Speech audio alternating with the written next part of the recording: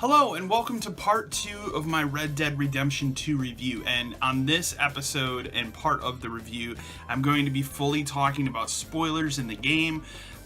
This is going to cover pretty much everything you wouldn't want to know about Red Dead Redemption 2 going in. So if you haven't played the game yet, or you're in the process of playing the game and you don't want to know certain things or even anything spoilery about this game, then this is not the video for you to watch. Go watch my video review. I will link it in the bottom here, and you can click that, you can watch that. Because I don't want to spoil this game for anyone, and that's why I made 2 videos. So this is going to be kind of my more laid back, relaxed spoiler cast of things I want to talk about Red Dead Redemption 2, because it's a very special game, and there's things I want to discuss and talk about in Red Dead Redemption 2. So anyways, again, heavy spoilers. Let's go ahead and dive in. So the first thing I want to say that I can really applaud Red Dead Redemption 2 for, when I sit down and I think about it, is not only the fact that they took a game that I really didn't think a prequel mattered, and they made it actually really matter. And they told a really interesting and well-crafted story that, honestly, when I first started playing the game, I didn't really get into it. Like, it didn't grab my attention. And then the further I got, the more and more invested I became, not only in this world and these characters, but progressing the actual story of the game. I think one of the greatest things about Red Dead Redemption 2 is you get to see all of Dutch van der Linde, the character who was kind of the antagonist of the original Red Dead Redemption. Not fully, but a good chunk of that game. And you saw his end in that game. You get to see his downfall, how he kind of really wasn't a bad guy in the beginning, and kind of his slow descent into madness. When this game starts out, you're on the run from a job going bad in Blackwater, and they don't really talk about, they never actually say what happened in Blackwater. You just get kind of snippets from it from different people. And I would really like to see if Rockstar ever decided to do a single player DLC for this game, as the original Red Dead had that great Undead Nightmare. I would love to see a single player DLC revolved around this robbery in Blackwater to see exactly what happened. That would be really cool. Will they do that? I don't know. They never did single player DLC for Grand Theft Auto 5, so the history kind of shows they probably won't do that here. And I don't know if it's really necessary, but if I wanted to make a single player DLC and set it anywhere, that's what I would do with it. He's such a great antagonist, Dutch. Like, it's really well done how they took this character who you kind of knew most of his story, or a good chunk of it in the original Red Dead, and they just flesh it out in such a phenomenal way here. Again, the writing in Red Dead Redemption 2 is incredible. One of the biggest surprises about the game for me was Chapter 4 takes place completely in a different area.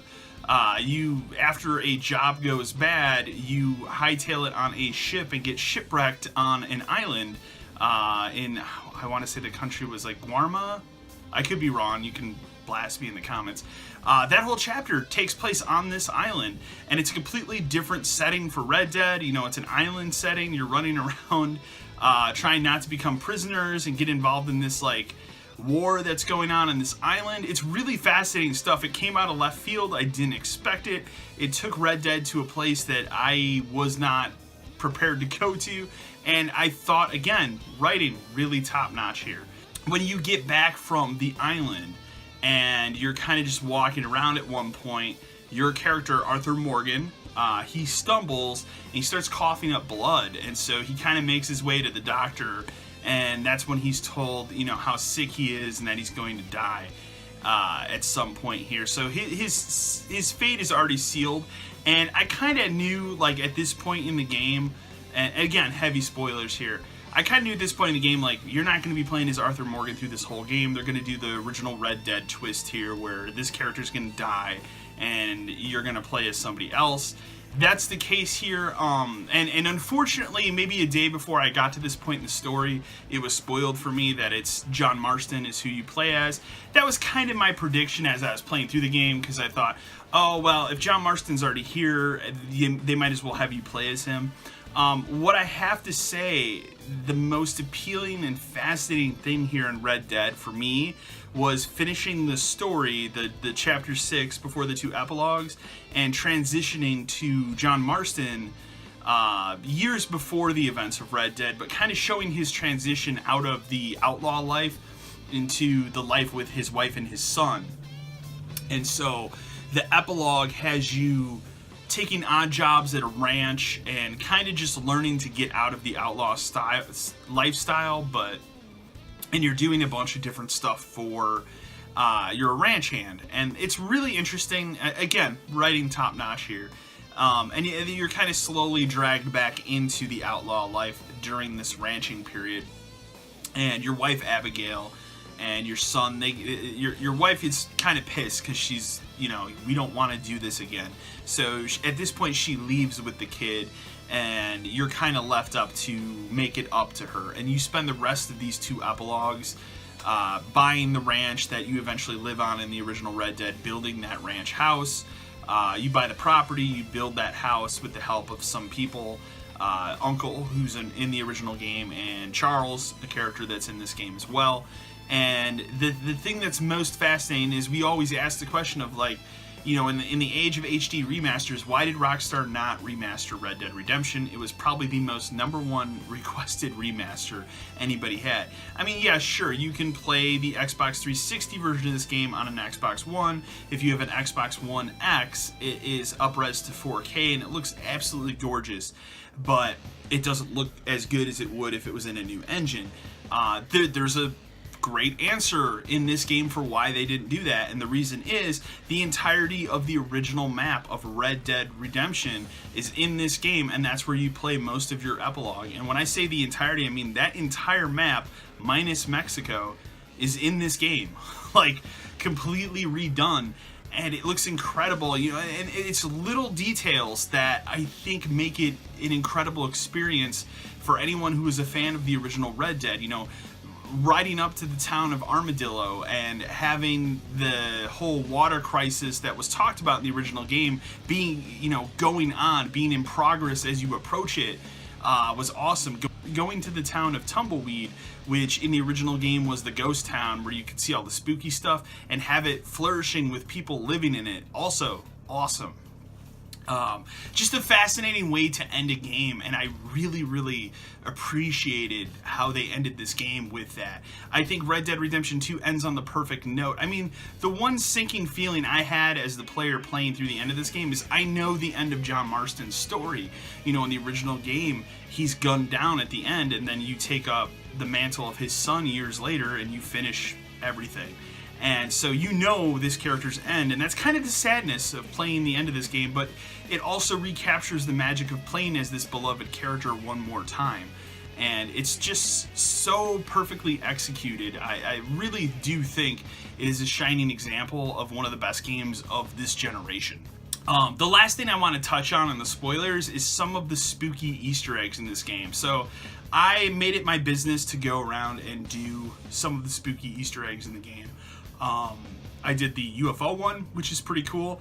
The UFO one's pretty creepy. You wander into a cabin that's full of skeletons, and it looks like they're part of a cult, and there's kind of a weird sermon written on this piece of paper, and then if you go back there that following night, it'll be a half moon and a UFO appears. There's 2 other Easter eggs of UFOs in the game. I haven't gone about them yet, but I will. My favorite Easter egg in the game, and I haven't fully completed it, but the Strange Man from the original game, as you know, was the kind of the guy who showed up and tested John Marston, and nobody really knows who he is. Some people suspect he's either God, some people expect he's the devil. It kind of gives you all these weird morality missions. He's in this game. You find a spooky cabin, and what's cool about it is there's a painting in the middle of this spooky cabin, which are a bunch of weird written words and stuff on the walls and everything. The more you play through the game to get to 100% completion, the painting fills in, kind of like that Layers of Fear game. And when you get 100%, which I haven't gotten 100% in the game, if you look in the mirror in there, he will appear behind you, but when you turn around, he's gone. that's a pretty cool spooky Easter egg in this game. There's other Easter eggs in the game, you know, just wandering the world. I found some weird ritual thing where I found like some pagan shit drawn on the ground and like a body with a mask. I mentioned this in my video review and I didn't want to spoil it, but I will spoil it here. Mister, why did you leave me here? You gotta get me out, please. It's getting worse. Oh, you're still down there. Yes, I'm still down here because nobody will help me. Will you do something, please? What'd you forget, friend? Oh, hey, that's a piss Paul. I want to see what's in that basement of yours. Show me. Right now.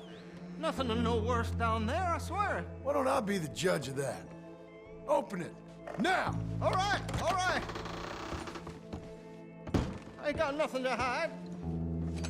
Got my boy sleeping down there. It's such a shame to wake him. You can always come back after he wakes up.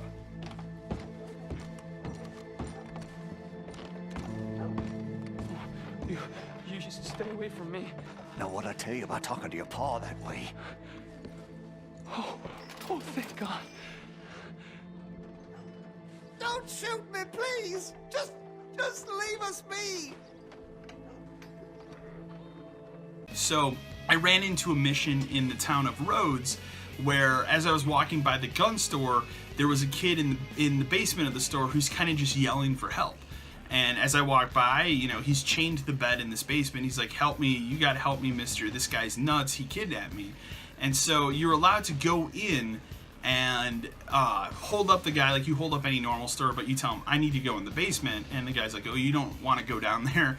You got down in the basement and you find out, like, this guy has been kidnapping, like, older teens and making them live as his son who died because he had a horrible accident when they were out. He was trying to teach his son how to shoot, and the knockback from the gun was so extreme that it killed his kid.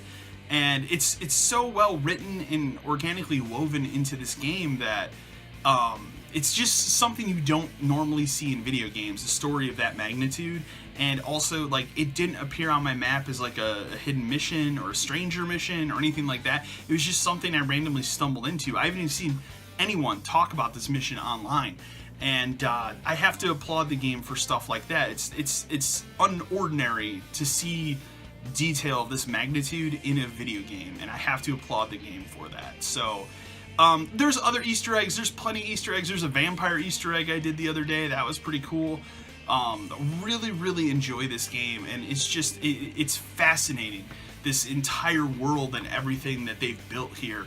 Final note here, I will mention that they did launch the beta of Red Dead Online.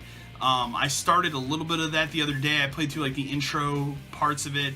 I'm as impressed with the fact that it's the entire map of this game is already unlocked, and you can kind of go anywhere and do anything after you do like the initial missions, and that's really cool. I don't really have much more to report on that because the online portion of this game I think should be treated separately than the single player story. So, but those are my spoiler thoughts on Red Dead Redemption 2. I really like this game. It kind of just came out of, it didn't come out of nowhere, like we knew it was coming. But it is very high on my Game of the Year list, and I really do think it's one of the best games of 2018. And if you sat through this video and you haven't played the game, and even though you saw all the spoilers here, I still think it's a game worthy of your time. So anyways, guys, remember to like, share, and subscribe to the channel. And as always, until next time.